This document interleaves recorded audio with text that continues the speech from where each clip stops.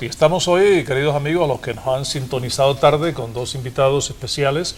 Tenemos a Monseñor Baltasar Porras, el obispo metropolitano, y Mario Bonucci, rector de la Universidad de los Andes, tocando un tema de interés nacional que tiene que ver con el análisis de la situación que ha venido ocurriendo en el país, sus posibles desenlaces, y en esta parte habíamos dejado fuera de cámara un par de preguntas.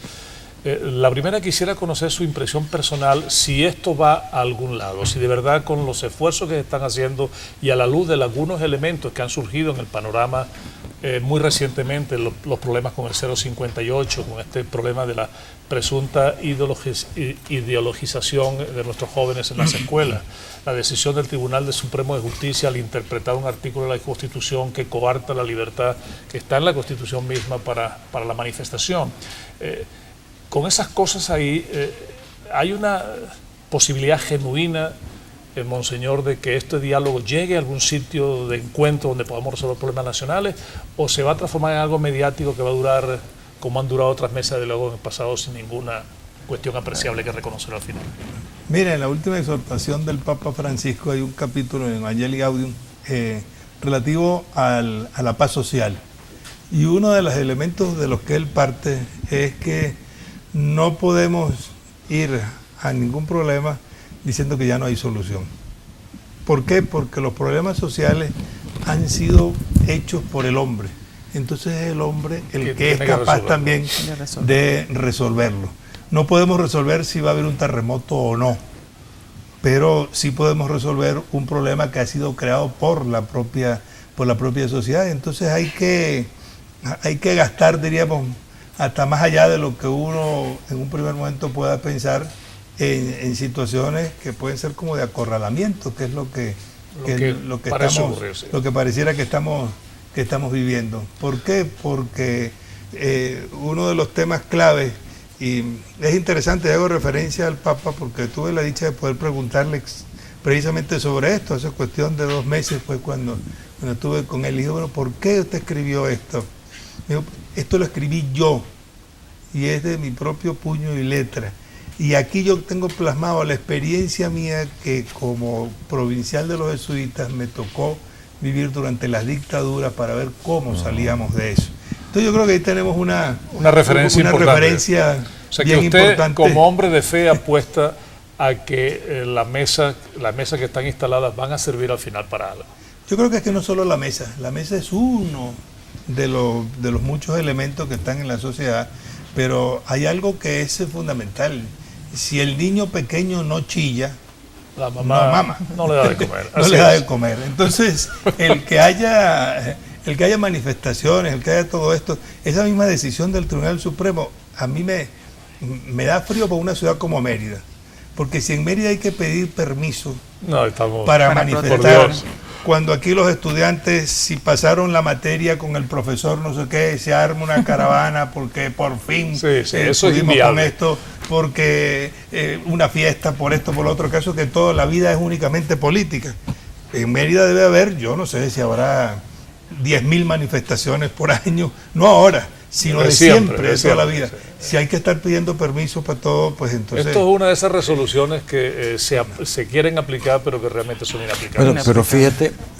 ¿Cuál es tu visión, Mario? Yo creo, no voy a utilizar términos como fenomenología, pero sí creo que por las manifestaciones tú puedes ir infiriendo para dónde vamos.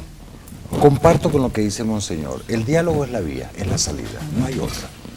Y si tarde o temprano tenemos que sentarnos a dialogar, ¿por qué no lo hacemos temprano? Claro. En vez de tarde, para evitar pérdidas humanas, daños. Pero importante, luego de esta mesa de diálogo que fue televisada a nivel nacional, hay eventos, hay episodios como por ejemplo el 058, que discúlpame José que yo tenga que diferir, no solo de lo que tú dices, sino de lo que dice mucha gente, cuando la gente dice lo que se busca es ideologizar nuestra juventud o adoctrinar. No, yo creo que ninguna de las dos cosas. Es un problema de partidización. ¿Qué es va más allá de la ideología? ¿Qué es una ideología? Correcto, un conjunto de ideas articuladas sobre un tema central. ¿Y qué es una doctrina? Aparte de la ideología, un sistema de creencias, de valores. ¿Eso no está presente aquí? Aquí tuvimos un presidente que acabó prácticamente con el sistema de los partidos políticos para crear un gran partido político que es el PSV, del cual yo no le conozco la doctrina ni su ideología. Conozco una serie de principios que son importantes. Entonces yo creo que el 058, la decisión del TCJ, o sea, cuando la gente está tratando de llegar a un acuerdo, hay que dejar tranquilas todas las emociones, de ambas partes, tanto de la oposición como del gobierno, como de ese tercer país que no es, porque aquí mucha gente habla de la oposición y del gobierno, pero como yo creo, hay un tercer país que no es ni oposición ni el gobierno, que la gente de a pie que piensa y reflexiona algunas veces sobre el tema político, pero que piensa más con el estómago porque tiene que alimentar a sus hijos. Porque es que lo que pasa, yo creo que hay una distorsión y sobre todo una serie de dirigentes del oficialismo, que cuando uno opina sobre algo, porque si es religioso, si es universitario, si es profesional o si es empresario, quítese esa máscara que tiene y métase a político, métase a como político, si fuera meterse a político, es meterse a boxeador a ver cómo yo acabo con el otro. No, si aquí todos como ciudadanos tenemos una función social. Tenemos el derecho a opinar. Además, y lo que uno haga o diga, así sea lo más insignificante, si uno choca en una calle o se accidenta, para decir, uno causa un problema social, es un problema político, porque se forma una tranca y qué fue lo que pasó y no sé qué, y no hay paso. Bueno, si entonces los únicos que tienen derecho o se creen tener derecho a manejar esa polis, esa sociedad, son aquellos que se dicen los que tienen como profesión el ejercicio de la política, pues entonces todos teníamos que irnos para... Bueno, por haber dejado el país que hiciera política, nada más los políticos, ese porque estamos en este momento. Si la sociedad se hubiera preocupado de gestionar mejor ante los políticos sus problemas y pedirles las cuentas oportunas, Venezuela sería un país muy diferente. Así, mira, creo, la pregunta que tú hacías, ¿cuál es el papel de la universidad? Yo creo que el papel de la universidad en ayudar en este conflicto descansa fundamentalmente en el sentido o el significado de lo que es la autonomía universitaria y la pluralidad. O sea, ese es el trabajo nuestro como universitario. Hacer todos los esfuerzos para que realmente todas esas visiones de mundo que podemos tener coexisten en un mismo espacio. O sea, el hecho que yo piense distinto a usted no me califica a mí como fascista, como golpista o como oficialista. No, señor, me califica como una persona que piensa distinto a usted. Entonces yo creo que el papel de la universidad es estimular el diálogo, brindarnos, ofrecernos como mediadores, pero fuimos bien claros también, o por lo menos como rector, bien claro en señalar que en este caso el mediador apropiado debería ser la Iglesia. Yo creo que nos va a tocar traer al Papa, porque este es un problema grave, es un problema que si el Estado y el gobierno no hace un acto de contrición sincero, porque tú ves en algunos de los miembros del estamento político reflexiones. El presidente Chávez se cansó de hablar de la corrupción galopante que había en el país, pero no se le pone coto a esa corrupción. Del problema, digamos, que hay de desinformación en algunos sitios, tampoco se le pone coto. Ahorita con todo este problema que hemos tenido del acoso a los derechos humanos, de los problemas de torturas, de violaciones a los derechos de la gente, del uso de la fuerza de una manera descontrolada, pero no se le pone control a eso. Entonces, está el gobierno en capacidad, monseñor, para hacer un acto de contrición y proponer la rectificación necesaria para que lo que sea su responsabilidad, porque el gobierno no la tiene toda. Eso estamos claros, tiene que haber un punto de encuentro en el medio. Está el gobierno en capacidad de hacer eso. Y está la Iglesia en capacidad también de jugar su papel social para tratar de ayudar a resolver el conflicto. Mire, el papel que ha jugado la Iglesia, y lo juega siempre y aquí entre nosotros mucho más, es hacer realidad que el amor a Dios se ve en el amor al prójimo, y pasa fundamentalmente por lo que es la justicia, y la justicia lo que es equidad. Y por eso el discurso, digamos, permanente, yo creo que está muy bien, y ese querer recurrir a la Santa Sede y al Papa y al Cardenal Parolín, pero ahí se esconde algo que desde el comienzo este gobierno ha estado muy presente, y es que yo no hablo con los de aquí, sino hablo con los otros.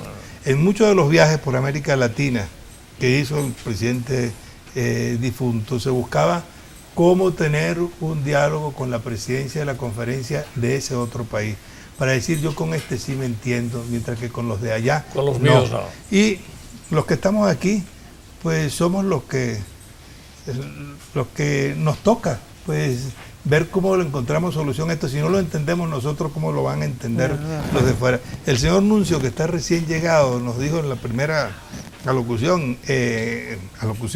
primera conversación que tuvo con los obispos, y nos dice, hace 40 días llegué a este país, parece que fuera toda una vida. Ya me quiero regresar. No, pero lo que pasa es que Parolín no le echó los cuentos. Porque si Parolín le hubiese echado los cuentos, hubiese dicho, mire, aquí vinieron a una misa y salieron de la misa y colocaron una colchoneta y una huelga de hambre. No, si se lo echó completo, porque una de las cosas que nos dijo, mire, toda mi experiencia ha sido una experiencia europea, y a nivel diplomático, en todos estos organismos multilaterales. Dice, en Europa todo el mundo se guarda de ver cómo aparece más bien como agnóstico, cómo no nombra ni a Dios ni a la religión. Claro. Y desde que yo llegué aquí, todo el que viene a hablar conmigo, lo primero que se confiesa es católico, apostólico y romano, y saca una estampita y un rosario para que se lo bendiga. Yo estoy... Sí, hay una realidad mágica que recibe a yo estoy todavía como aterrizando pues, ante esta realidad. Entonces, bueno...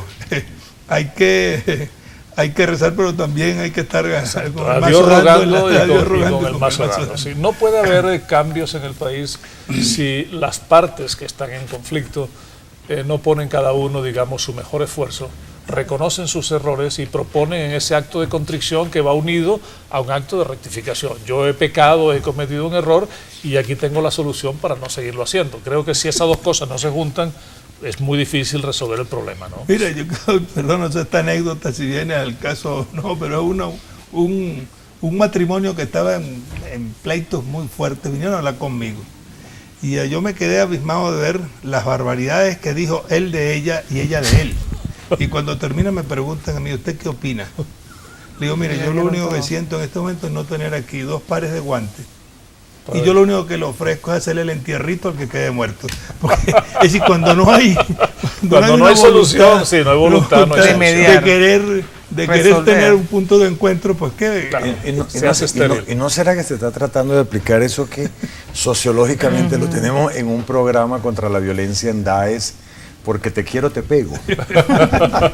Bueno, queridos amigos, permítanos ir a identificar la estación, volvemos rápidamente con ustedes.